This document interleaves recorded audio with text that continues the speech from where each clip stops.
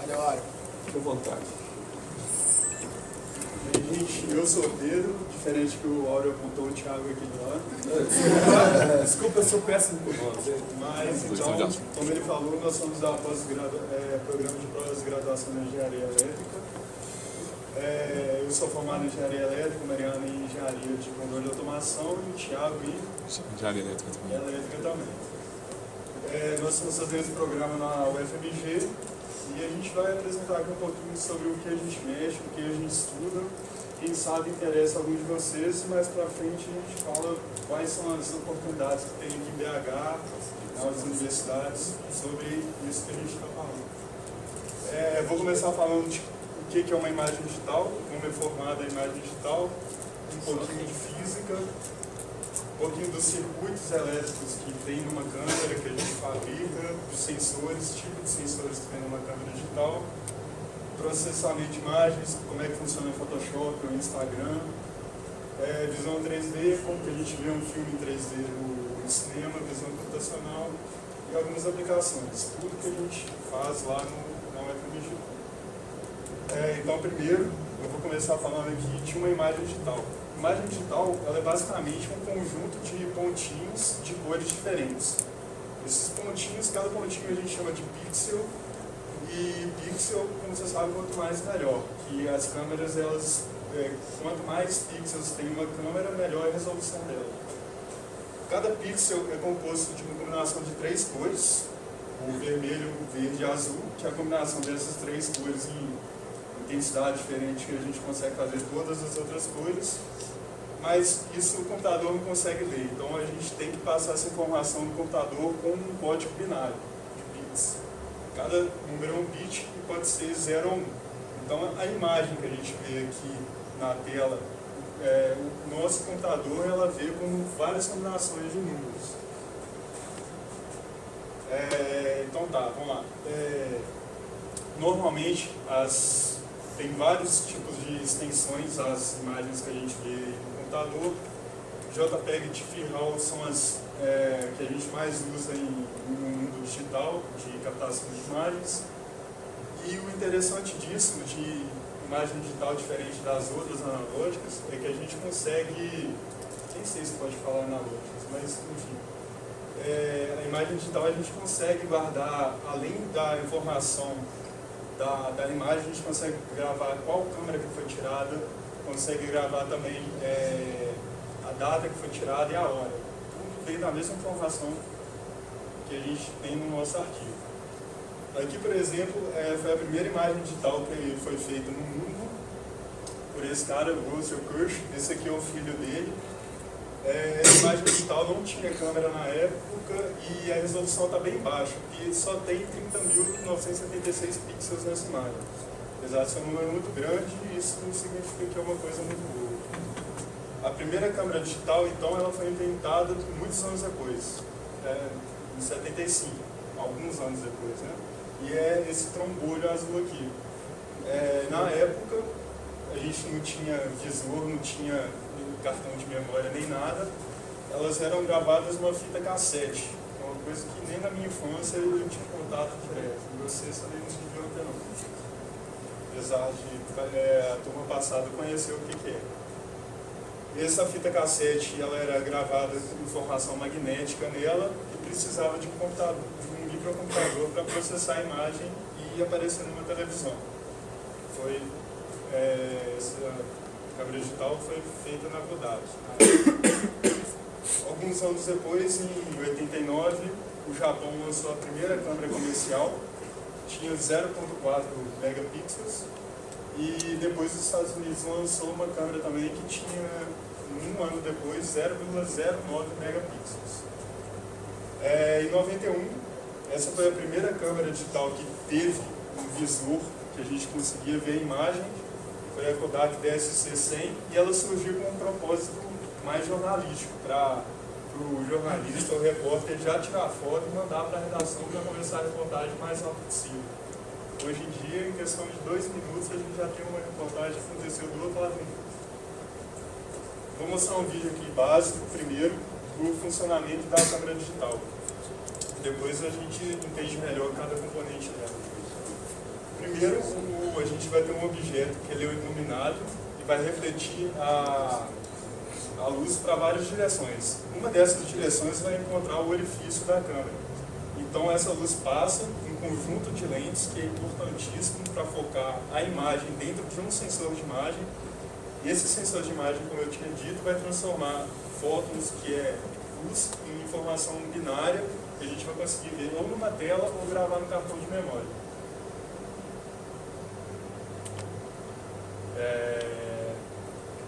Então vamos falar um pouquinho de física agora, das ondas eletromagnéticas, da luz, quer dizer. A luz, ela pode ser considerada uma onda eletromagnética, que são dois campos perpendiculares entre si, um campo elétrico e um campo magnético. Mas só que uma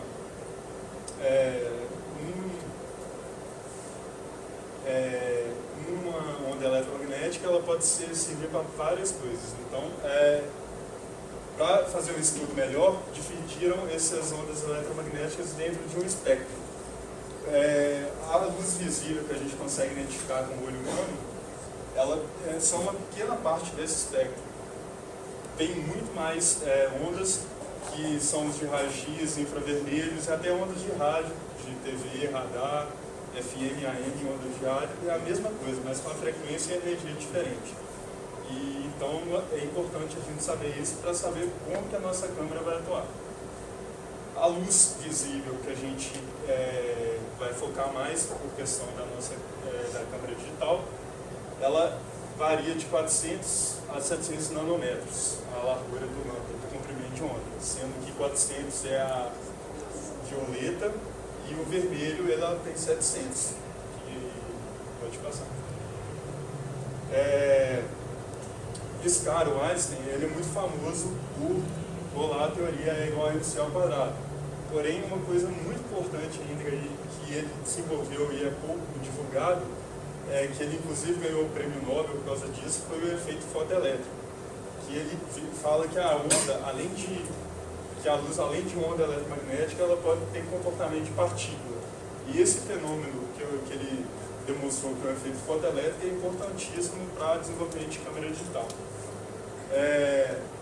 Uma coisa interessante também da câmera digital é que além de tirar foto que a gente está acostumado, ela consegue também captar os outros espectros da luz, que não é só o visível. Por exemplo, a gente pode tirar uma foto, nessa imagem aqui a gente tem uma foto desde o visível, que a gente consegue ver com os próprios olhos, do infravermelho, do ultravioleta, que a gente não vê, mas nossa câmera consegue, com alguns recursos, consegue fazer uma imagem para a gente conseguir estudar. Essa imagem, por exemplo, aqui, ela é uma hiperespectral. O que significa? Que a câmera conseguiu fazer uma varredura de todos os espectros e, por questão de agricultura ou mineralogia, a gente consegue analisar como que é a região, como que a gente pode, se ela é produtiva ou não, se tem minério ou não. E é muito importante para essa área. Falar um tiquinho agora de circuitos, que é presente em toda a câmera digital. Todo circuito que a gente conhece, desde rádio de controle remoto, celular, computador, ele tem a mesma ideia, que é processamento de sinal elétrico. E todos são compostos basicamente dos mesmos elementos, que são esses 5 mostrados aqui: indutor, resistor, diodo, transistor e capacitor, sendo que eu considero mais importante o transistor. Eu vou falar mais à frente um pouquinho. Com o passar do tempo, antigamente o computador era muito grande, ocupava essa sala inteira, por exemplo. Com o passar do tempo, houve a necessidade da gente reduzir o processamento dos computadores e deixar eles mais rápidos.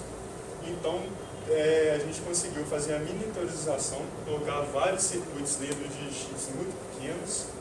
Isso aqui, por exemplo, é uma imagem que a gente de um design de um circuito integrado, que os projetistas fazem. Aí esse projeto vai para a fábrica. Essa fábrica é uma fábrica muito cara, tem muitos poucos fabricantes. A Intel, por exemplo, tem uma fábrica dessa em Israel, de ponta de tecnologia. É utilizada a tecnologia de silício, que a gente fabrica os chips dentro de wafers, que é muito complicado também fazer esses wafers. E essa sala para fabricação precisa ser extremamente limpo, porque pode passar. Um grão de poeira, por exemplo, ela pode danificar o chip inteiro de fabricação. O resultado, se tudo der certo, vai ser um chip mais ou menos desse tamanho, bem pequeno, com bilhões de transistores. É uma coisa absurda mesmo. E da mesma forma que a gente consegue fazer circuitos de chip, a gente consegue fazer também sensores de imagem. Aí basicamente aqui a nossa câmera, que ela é composta por um conjunto de lentes, um sensor de imagem aqui atrás, tem vários circuitos integrados que a gente consegue mexer no menu da câmera e para mudar a resolução, mudar várias coisas, é feita com o circuito. Normalmente tem um flash a câmera também, e é basicamente isso. Daqui a pouco a gente vai ver um vídeo mostrando melhor. Alguns exemplos, já falando alguns exemplos aqui de aplicação de câmera, tem a câmera infravermelha que a gente consegue, por exemplo, enxergar no escuro. Aqui tem uma foto de um ônibus espacial tirada de uma câmera infravermelha, câmera 3D que a gente consegue ver como se fosse um cinema de terceira dimensão. A Mariana vai explicar mais ou menos como é que funciona depois. E a BioCam, que é uma câmera que está surgindo agora no setor médico, que, por exemplo, ela é bem pequena e a pessoa costuma engolir para tirar foto do intestino dela, fazer um exame de colonoscopia sem ter que enfiar um tubo na garganta, que é bem mais simples e menos invasivo na pessoa. Mas é controlado? Controle remoto? Não, ela sem engole, ela vai descendo como se fosse alimento e tirando foto. Aí depois, quando defeca ela abre. Descartável, tipo. Descartável. Ainda mais o médico está esterilizado, tudo. Quando feito em massa, esse tipo de câmera é muito barato, então pode ser descartável. Vamos falar um pouquinho agora do sensor de imagem. O sensor de imagem ele tem várias aplicações, nós estamos falando agora de imagem digital, mas ela também pode ser usada em poste para acender a luz de noite. Quando não tem sol, um sensor de imagem chamado LDR detecta isso e consegue acender a luz do poste. Painel solar para gerar energia elétrica também é um tipo de sensor que a gente utiliza, mas o foco que a gente está falando aqui é o sensor de imagem para câmera digital.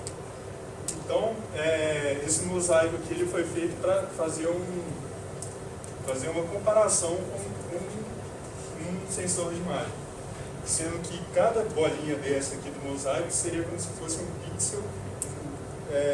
Isso aqui na verdade, é como se fosse uma coleção de sensores. Cada bolinha é um sensor que identifica a intensidade da luz que está recebendo e, dependendo dessa intensidade, ele coloca a cor de ou branco, ou preto, ou cinza, de uma variedade diferente. Para explicar melhor que está o sensor, cada quadradinho desse aqui é como se fosse um pequeno sensor separado. Então, cada quadradinho recebe uma intensidade de luz diferente e, dependendo dessa intensidade, como a gente viu no mosaico atrás, tem uma representação diferente na imagem. Falando um pouquinho aqui... Sim. Qual é a proporção desse sensor? Normalmente silício. Tem outras tecnologias, mas a mais usada é silício, porque vários chips hoje eles são feitos de silício mesmo. Então a ideia do CMOS para deixar uma coisa mais eficiente e barata é colocar o circuito, fazer o processamento da imagem junto com o sensor. Então eu já fabrico os dois ao mesmo tempo, daquela forma dentro dos wafers, nas fábricas, por exemplo, lá da Intel, para ter um processamento muito mais rápido, a gente tirar muito mais fotos por segundo, fazer uma filmagem que a Mariana está fazendo com uma alta taxa de imagens. Por exemplo, fazer que nem um filme de Senhor dos Anéis, que é HFR, High Frame Rate, que ela foi feita para ter uma... Eu não sei dizer se ela foi CCD ou CMOS, mas vou explicar agora a diferença das duas. Quando é silício, as duas são feitas em silício, mas isso que eu estou explicando é da CMOS. A CCD, ela tem um processamento, como vocês podem ver, mais devagar, porque cada sensor ela tem que passar em sequência do circuito que a gente desenvolveu. Então ela demora bastante. E outro, diferente do CMOS, que ele já faz o processamento bem rápido e se ele for feito em silício, um sensor junto com o chip, cada quadradinho aqui é um sensor com uma eletrônica deles, que é o branquinho aqui que a gente consegue ver. Então, quando a gente faz em silício, que é uma tecnologia mais difundida, a gente consegue ter esse cenário melhor. Estou falando rápido, mas se alguém tiver alguma pergunta, pode falar. Sem problemas. Pode passar. Apesar de eu estar falando da tecnologia CMOS ali, que ela processa mais rápido, aqui a gente vem trabalhando mais tempo, que tem que ser desenvolvida, é a CCD. Inclusive, esse novo observatório que está sendo feito pela NASA, ele é totalmente de tecnologia CCD e ele tem 95 megapixels. Ele está para ser lançado no espaço para a gente conseguir ver melhor as galáxias, planetas, outras coisas. Peraí, CCD é o mais rápido ou 100 mil? O CCD é uma tecnologia que está mais tempo no mercado. Então, ainda as duas disputam bem.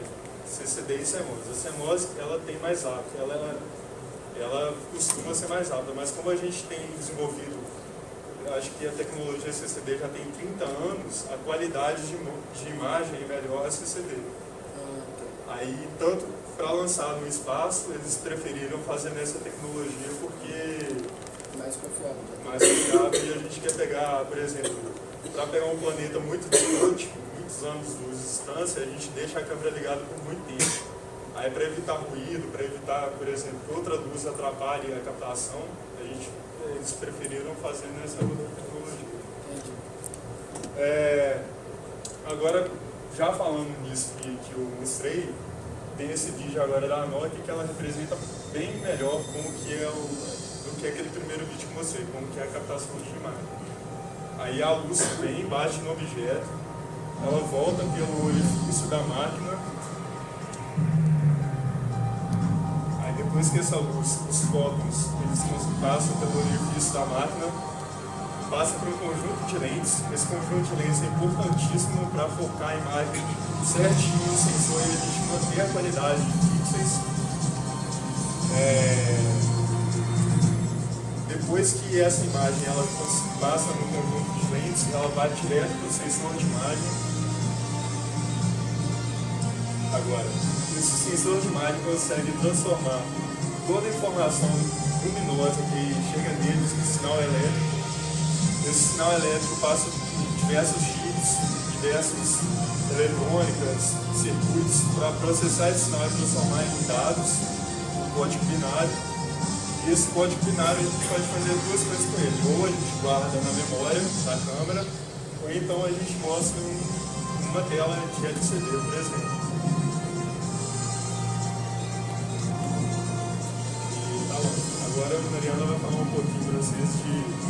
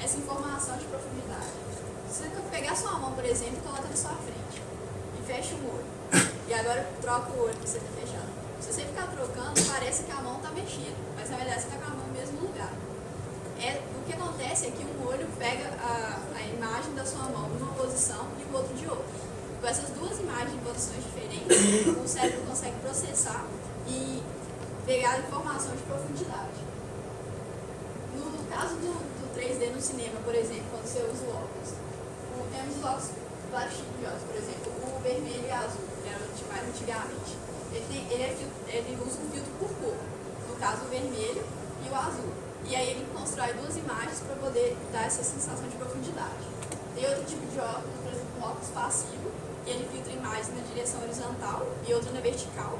Ou o óculos ativo, que ele troca o olho, ele tampa um olho e abre o outro e fica trocando para você enxergar a posição diferente, formar essa formação de profundidade.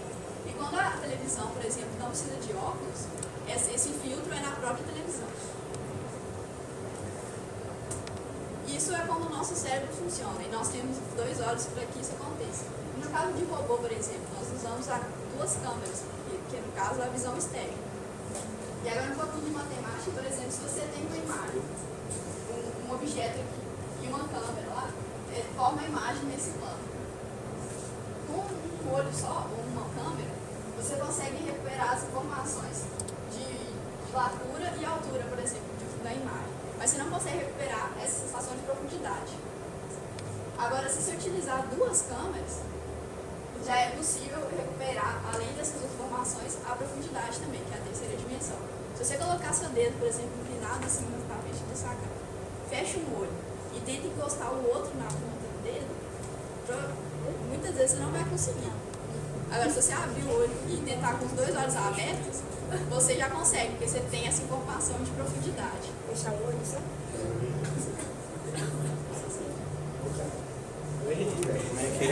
Fecha um olho, põe o dedo na cara e tenta encostar. Tem que começar de longe, senão não vai. Você tem que fechar o olho também. Vai difícil. Não. Foi de longe. Às vezes eu sei.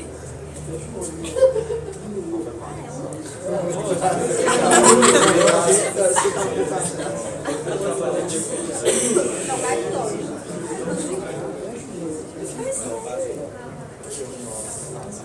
Agora eu vou falar um pouquinho, por exemplo, você tem um pouquinho de visão computacional, processamento de imagem e computação gráfica. Bom, uma imagem, ela contém várias informações. Por exemplo, a relação entre um objeto e outro, o tamanho de um objeto, o tamanho de um objeto. E 75% da informação que a gente recebe é através de máquinas. No caso da visão computacional, ela é a ciência e tecnologia das máquinas que enxergam. Então, ela tenta interpretar o conteúdo das imagens. Por exemplo, você tem uma sala com várias pessoas. A visão computacional pode ser utilizada para reconhecer as faces dessas pessoas. Ou você tem uma cara para reconhecer onde que estão os olhos, onde que está a boca, onde está o nariz. Numa placa de carro, a visão computacional pode ser utilizada para reconhecer os caracteres da placa. Ou em imagens, por exemplo, para ver as bordas de uma imagem, seja de um prédio, de um animal.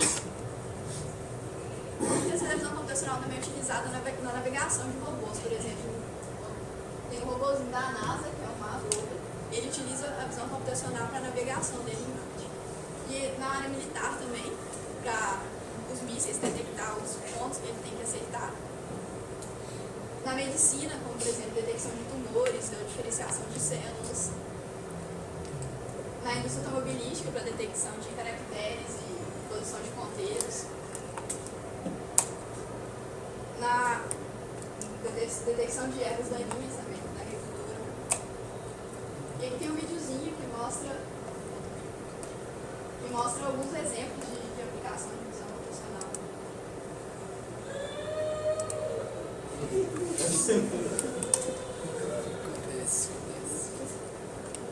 Aí, por exemplo, tem ela contando o número de células de objetos em movimento, a velocidade dos objetos se movendo, e uma indústria, por exemplo, para ver se o nível das garrafas estão corretos, se todas estão funcionando.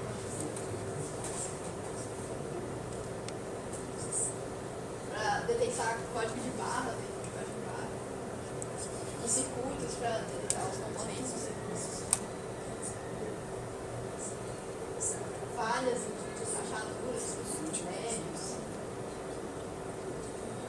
e detecção de caracteres. Por exemplo, se você escreve uma coisa à mão, a visão computacional pode ser utilizada para reconhecer aquelas letras e transformar em digital, por exemplo. E aqui um outro exemplo, que ele conta o número de pessoas que entram numa loja. Então, você pode fazer no marketing, por exemplo, para ver qual que é o horário que tem o maior fluxo de clientes numa loja. Aí, quando as pessoas passam pela porta, ele conta quando eles estão passando no momento e quanto total vão se passar.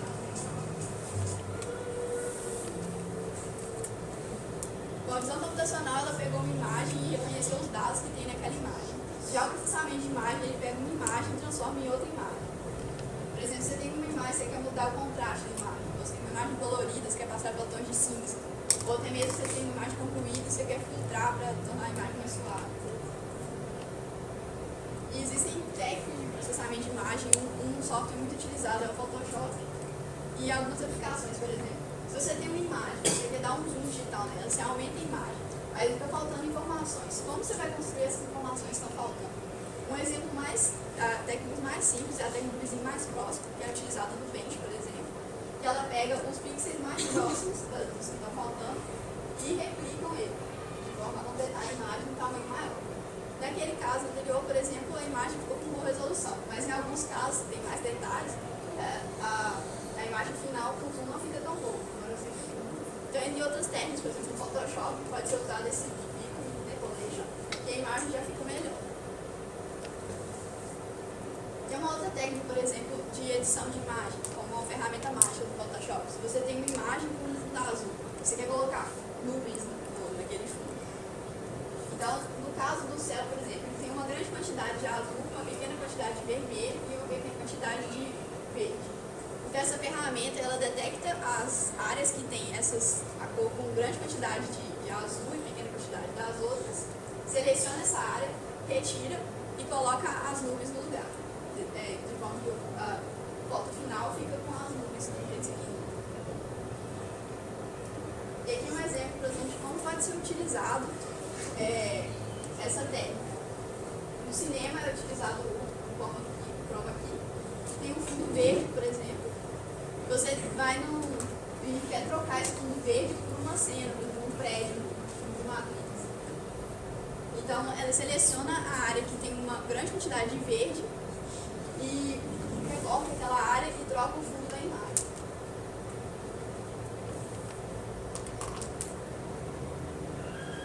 E agora um pouquinho de computação gráfica. A computação gráfica ela já pega as informações que você tem e transforma em imagens sintéticas. Ela pode ser usada em desenho animado, por exemplo, na Pixar é muito utilizado, em engenharia para construir protótipos virtuais, na arquitetura, projetos de prédio, design de produto, em filmes como Avatar, em videogames também. E aqui tem um videozinho que engloba tudo isso e mostra uns galinhos que são cortados por um robozinho. Esse robozinho, então, ele pega as imagens do galinho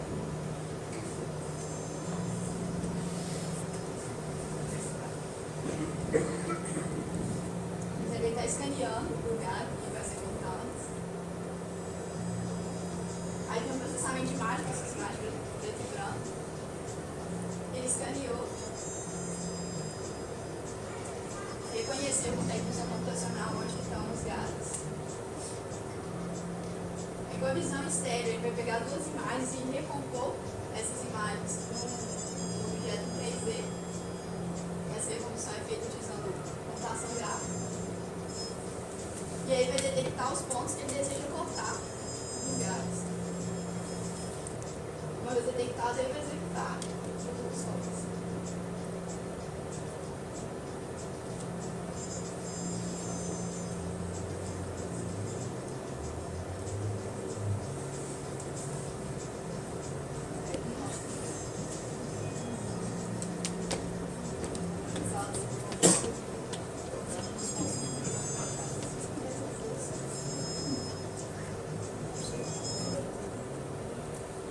E aqui tem um fluxozinho resumido. Se você tem os dados, por exemplo, a computação gráfica, você pode transformar esses dados em imagens. Se você tem imagens, com processamento de imagens, você transforma em outras imagens. E a partir dessa imagem, com visão computacional, você pode recuperar os dados que possuem dentro. E agora o Thiago vai falar um pouquinho sobre as aplicações. Bom, gente, a gente falou de um tanto de teoria, né? Falar de um exemplo de aplicações agora. O primeiro exemplo que a gente trouxe para vocês aqui é a visão estéreo. A visão estéreo, nesse caso aqui, a gente tem um corpo com duas câmeras, o braço mecânico, né? E esse braço percorre o objeto, lá no caso do menino, da pessoa, né? Aqui, depois que ele com as duas câmeras, ele consegue reconstruir os pontos tridimensionalmente. Então ele consegue gerar uma síntese, né, do objeto. E aqui, como que faz isso? Né? Então, aqui a gente tem um exemplo de duas imagens de um parque. Né? Então, as imagens são um pouquinho diferentes umas das outras. A gente pode ver as diferenças dos cantos, né? Que é um pouquinho diferente. E essa pequena diferença é suficiente para gerar para a gente ter informação de terceira dimensão. Então, isso aqui é um exemplo de aplicação, né? É um dos robôs mais desenvolvidos. E ele chama Big Dog. E ele tem vários sensores acoplados. E um deles é a visão estéreo.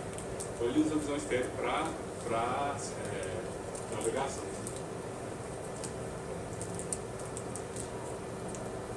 Bom, tem outras aplicações também, como vigilância, temos também entretenimento, né? As câmeras digitais que a gente tem, webcam, celulares, tem várias aplicações. Comunicação, por exemplo, uma emissora de TV totalmente independente de imagem.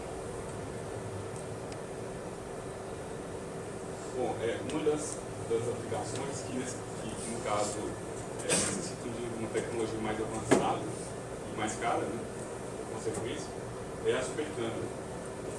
Como é que funciona a supercâmera? Ela é uma câmera que capta mais quadros por segundo, mais imagens por segundo, cerca de 100 vezes mais do que uma câmera comum. Então, com isso, a gente consegue pegar detalhes que uma câmera comum não consegue pegar. Por exemplo, um balão estoura na cabeça de uma pessoa, recebe um balão de água. Um tiro, né? Um balão estourando, um momento do balão estourando. E como ele capta 100 vezes mais quadros por segundo, na hora que você reproduz isso na velocidade padrão, você tem muito mais detalhes. Uma outra aplicação, né, de sensores mais caros envolvidos na astronomia, né? Então, telescópios, né?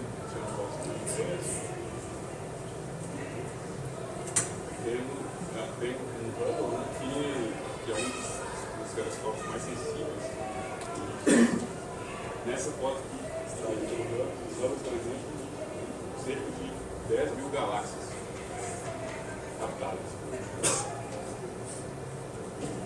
Bom, e onde a gente pode conseguir informação nessa área e onde a gente pode trabalhar nisso, né? Se alguém quiser trabalhar com isso. A gente trouxe algumas opções para mostrar para vocês.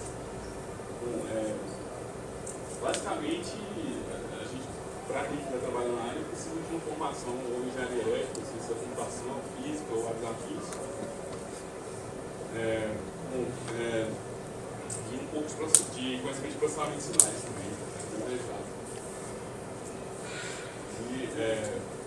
normalmente o pessoal pede também um pouco de conhecimento de programação. Dependendo da área que você vai trabalhar, precisa de mais ou menos programação. Né?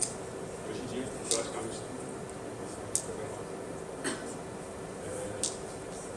E se você quiser trabalhar com a parte de sensores, né, a parte do hardware, você tem um conhecimento mais aprofundado de sensores, como o Pedro falou, né, como o Pedro detalhou para a gente aqui, os tipos de sensores, CCD, CMOS.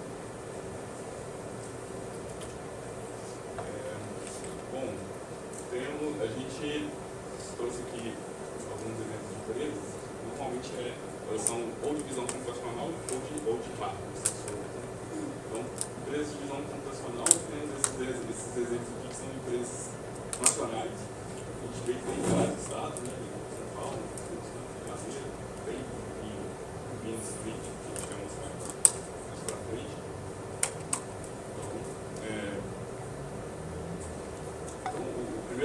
eu vou falar aqui, uma empresa lá de Curitiba, a Mixis.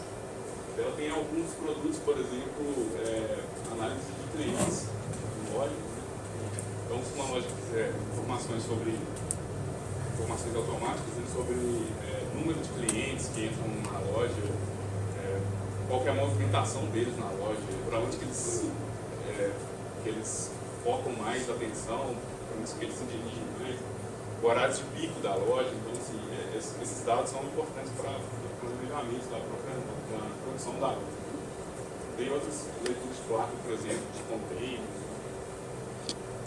Então, aqui em BH tem essa empresa que é a Event Vision, que é uma empresa situada no Parque Tecnológico, que é do lado da UFG, e ela tem alguns produtos, algumas soluções também, mas e elas desenvolvem hardware também. Por exemplo, essa câmera aqui, que é uma câmera inteligente, que na própria câmera tem alguns processamentos para te retornar informações como análise dimensionais, contagem, classificação, inspeção de nível, várias aplicações. E a Event Vision, ela recentemente, em 2008, recebeu uma verba para desenvolver um sensor digital de raio-x. Então, assim, até hoje, né, a gente vai buscar raio-x, a gente vai no médico tirar raio-x, e aí a gente demora um tempo, aí a gente pega aquela folha de raio-x, né, aquela impressa, assim, então, eles estão desenvolvendo um sensor digital, que seria o equivalente a uma máquina digital de foto. Então, o médico tiraria uma radiografia uma foto, né, e na mesma hora apareceria lá no computador, no raio-x. Bom, essas empresas, aqui tem alguns exemplos, né, de empresas de sensores de imagem, tem várias dispositivos, e a gente escolheu uma para detalhar aqui, falar mais sobre ela. A Sony, ela fornece sensores para essas outras empresas, Lenovo, Tax, Apple, Samsung. E aqui a gente trouxe um exemplo de uma chamada de trabalho da Sony, de uma fábrica da Sony, fábrica de semicondutores. E aí tem essa descrição aqui do que eles pedem de requisitos, né, da pessoa que está querendo trabalhar com eles. E aqui em BH, onde que a gente pode encontrar formação? Lá na UFMG a gente tem alguns laboratórios, o COE, por exemplo, o laboratório de computação e robótica, e tem alguns projetos.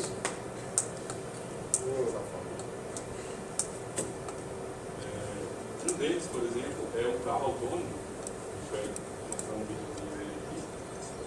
Então, usando visão externa, visão computacional, ele consegue. Ele é autoguiado, né? Apenas com a visão computacional. Ele segue a trajetória. Então, aqui, vamos falar dos pontos da trajetória que ele usou no pátio, que foi da universidade. O pessoal do serviço. Então, ele atualiza o tempo real, tá? As imagens. Então, se ele detecta que tem um obstáculo na frente, ele subir o obstáculo.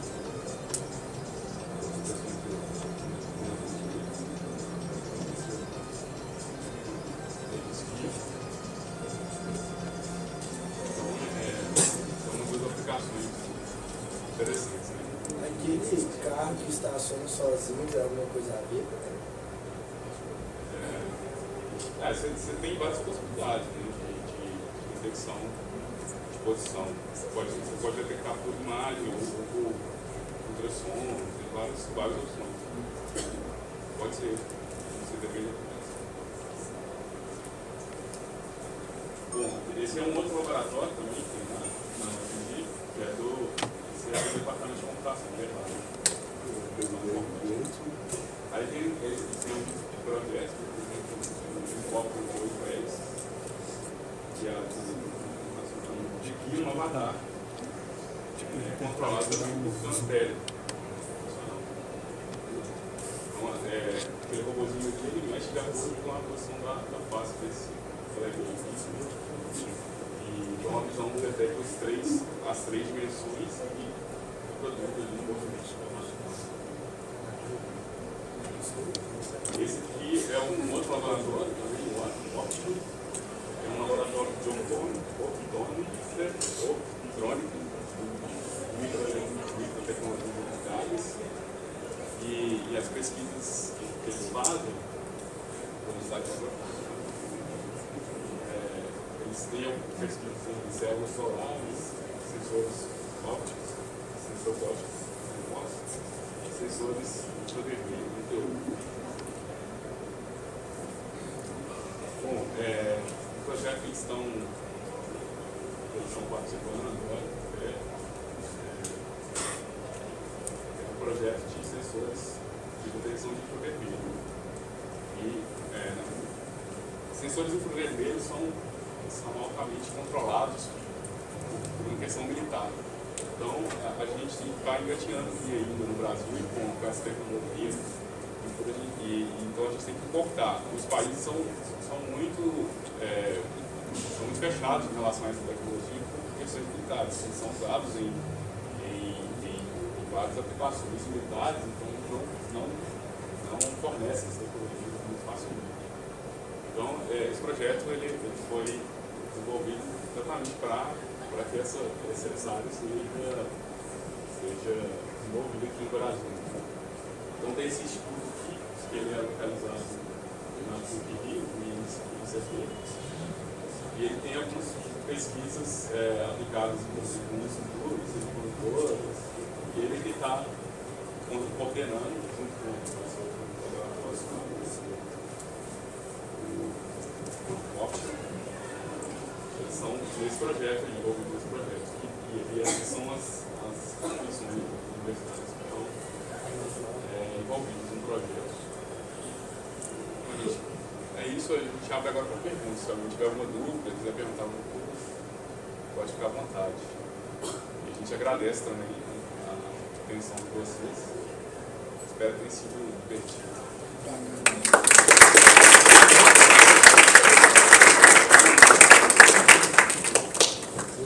alguém quiser perguntar alguma coisa, fica à vontade. Bem, nós agradecemos também, né, pela apresentação e deixar claro, gente, que eu usei aluno de terceira série, né? Fiquei no FMG, né? Então, fiquei também, né, o contato e a abertura para vocês voltarem em outras oportunidades para trazer mais esse trabalho. É bacana esse intercâmbio aí entre a escola e a universidade. Obrigado.